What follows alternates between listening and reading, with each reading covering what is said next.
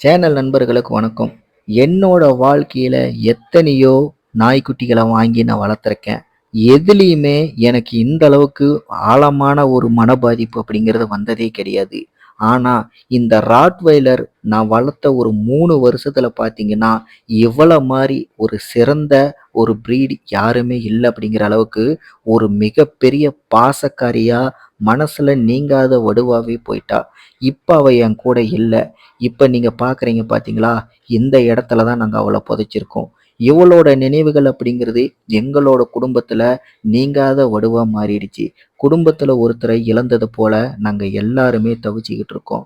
இது ஒரு துரோகத்தால, அதீத பாசத்தால நடந்த ஒரு மிகப்பெரிய இழப்பு.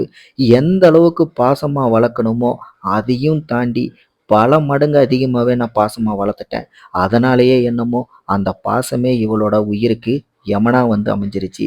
ஏன்னா முன்ன பின்ன தெரியாதவங்க யாரு கொஞ்சினாலும் உடனே அவர்கள மடியில் ஏறி கொஞ்சுற அளவுக்கு இந்த மாரியெல்லாம் யார்ரா இருப்பான்னு கேட்டா கோல்டன் ரெட்ரீவர் தான் அதிகமா சொல்லுவாங்க. ஏன்னா அவர்கள் தான் பார்த்தீங்கன்னா, திருடனே வீட்டுக்கு வந்தாலும் கூட, "இந்தாடா நானே உனக்கு எடுத்து தரேன் கஷ்டப்படாத" அப்படிங்கிற அளவுக்கு ரொம்ப சாஃப்ட்டான டாக்குன்னு சொல்லுவாங்க. அதையும் மிஞ்சுற அளவுக்கு நான் ரொம்ப ரொம்ப பாசமாவே வளர்த்துட்டேன்.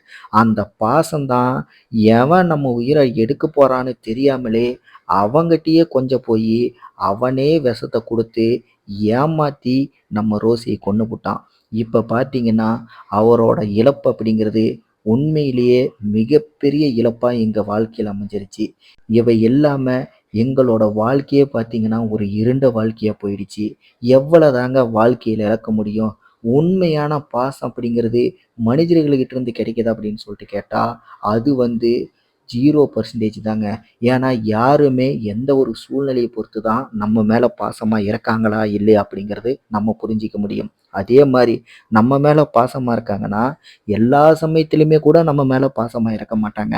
ஆனா, இந்த வாயில்லா ஜீவன்கள் டாக் மட்டும்தான் எந்த அளவுக்கு நம்ம மேல பாசம் வச்சிருந்தாலும், எந்த விதமான சூழ்நிலையுமே நம்மகிட்ட அதே பாசத்தோட, அதே உண்மை முகத்தோடயே நம்ம கூட இருக்கும்.